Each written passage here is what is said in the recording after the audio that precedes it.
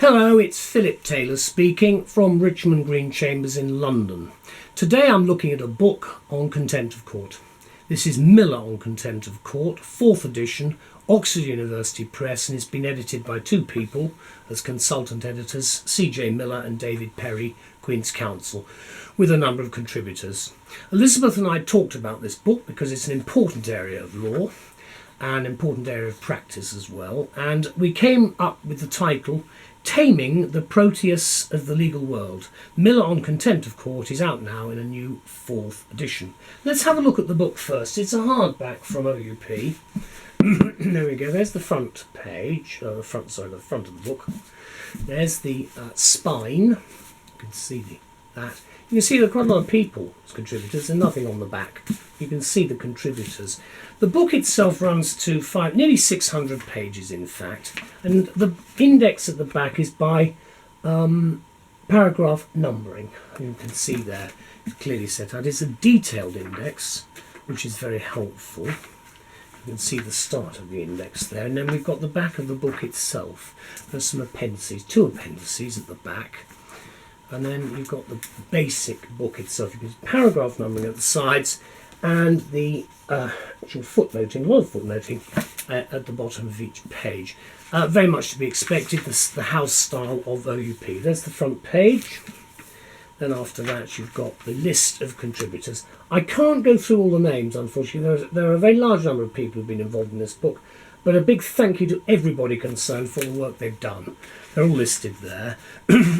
And over the page. Then you've got the preface to this edition, which is very useful. There's a preface to the earlier edition as well. This edition came out in 2017. The law is for publication in June 2017. And prior to that, the 3rd edition came out in the year 2000. So you can see it's been a while ago. Now, that's the summary of the contents there. There are 12 chapters, then 2 appendices, then there's the detailed contents section after that, then the table of cases that you've got, and then after that, there's been a lot of cases, excuse me, the legislation, and then what you've got after that is abbreviations. Again, very useful to have abbreviations because they do make it a lot easier for us. It's so easy to forget a particular abbreviation, so it's useful to have it. Then you've got the structure. There's the chapter, the little index to what's in the chapter at the beginning, then is launched into it. Definitions, the paragraph numbering, and you can see all the way through the footnoting. As I say, it's a standard work. It's a great deal of information. Just opening chapter 4, contempt in the face of the court, for instance. It covers just about everything that will be of direct relevance to any persons who are actually appearing in court. Obviously advocates, that's barristers primarily, and solicitors. I think it's useful for the judiciary as well, and for a wider audience who are always interested in this particular area of law, contempt of court. Now, what do we say about the book? Well, we say this is a daunting, if not confusing, area of the law. And that's the comment on Contempt of Court offered by David Perry QC, who so ably edits the new edition of what is a widely cited and highly regarded legal text, and as I say, it's been published relatively recently by OUP. It came out last year, and I'm recording this in the earlier part of 2018. Now, in the 17 years since the 3rd edition was written by Professor Miller, there have been significant developments, says Perry, both substantively and procedurally, in this challenging area of law, referred at least twice in this text to as the Proteus of the legal world, in the words of John Moskovitz, assuming an almost infinite variety of forms. And it's a controversial area of law, also to a few people. The forms in which contempt of court manifests itself are as varied and infinite as circumstances and human ingenuity will allow, compounded by the almost infinite capacity for human disobedience, specifically of court orders. And I have to say, it happens all the time in low level and in much more serious matters, in a wide range of cases I have, and I'm sure a lot of other practitioners have the same experiences. and you've then got to decide what you're going to do by way of sanction. And the sanctions, of course, can be quite tough.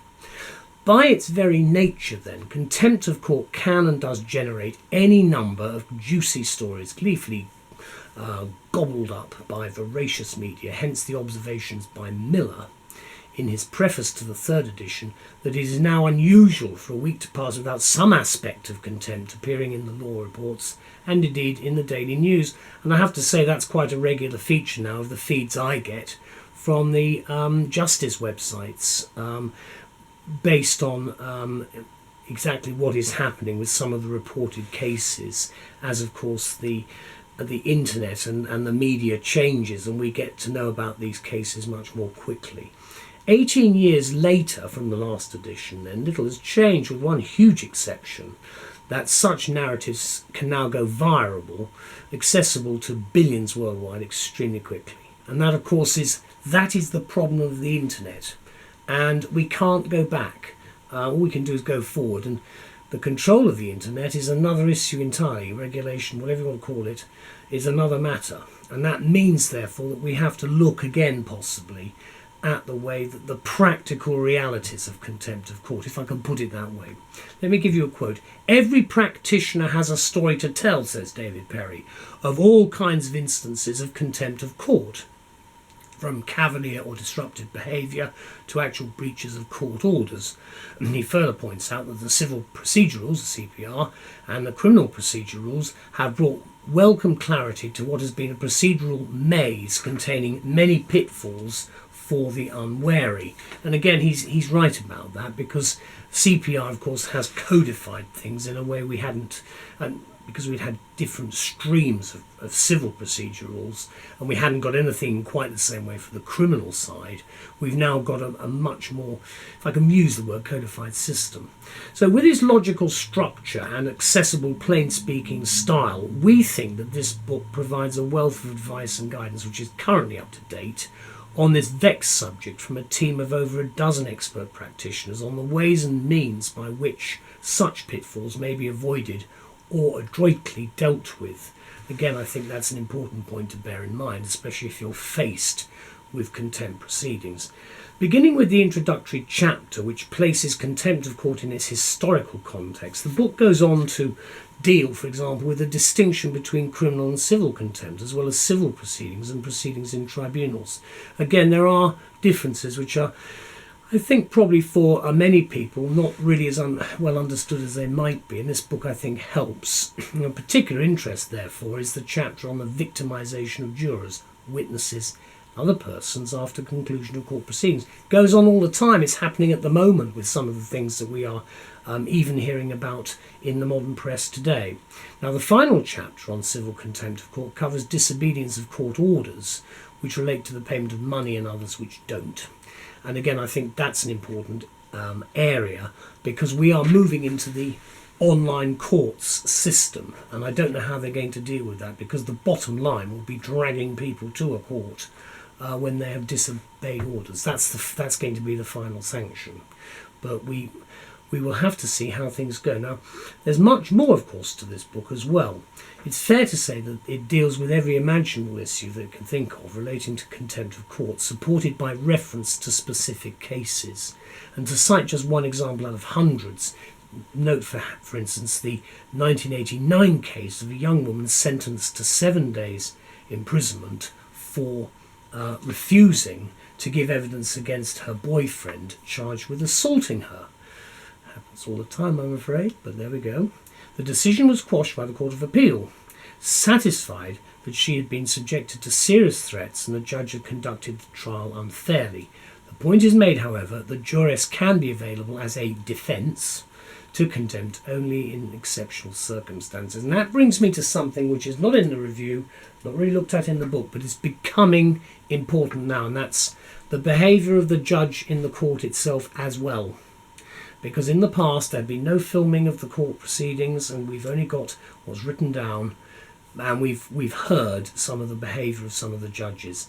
I think a lot of things are going to change quite quickly, because sometimes the judges themselves badly overstep the mark with counsel and with the witnesses. and I'm thinking specifically, for instance, of a recent televisation of the Jeremy Thorpe affair and the remarks of Mr. Justice Cantley. Totally unacceptable behaviour by modern standards. It wasn't right then, nothing was done about it. The point I'm making today is that when we're looking at contempt of court, it's the judge's court on behalf of Her Majesty the Queen. The point that must be made is you've got to look at the behaviour of all the people concerned. I'm sure that will be something that we will gauge as new technology comes in and we film proceedings and we've got a much better idea of the demeanour of the people and what really happened when the court was sitting. Let me conclude by saying this. If ever there was a legal text essential to a practitioner's library, this is one of them. It's extensively footnoted and it contains almost 60 pages of cases, 2 appendices and a 20-page index. It's fortunate then for busy practitioners grappling with contempt of court issues that this new edition from OUP is out now. The publication date I have is cited at the 21st of December 2017, and I'm recording this in the late spring of 2018. There is the book itself, again, the spine, nothing on the back, just opening it in the middle. Defences and qualifications to liability. Here we go. We're looking again right in the middle. You see the structure, paragraph numbering. This is chapter 7. Paragraph numbering aside and a lot of footnoting. You can see positions when proceedings have terminated, defences, various other points here. Contempt of court. The legislation itself, of course, is covered very well. And I think really you should be, at least the civil proceedings we're moving into in chapter 8. I think you will find everything you need in this book if you are facing that type of problem. A very big thank you to all the people involved in this publication and to OUP for giving us a great deal of assistance in trying to understand how some of these particular mechanisms actually work. Without this sort of book, it would make our lives a great deal more difficult. That's the judges, the practitioners and everybody involved. So a big thank you to everybody concerned and to OUP for overseeing its publication. Thank you. Bye-bye.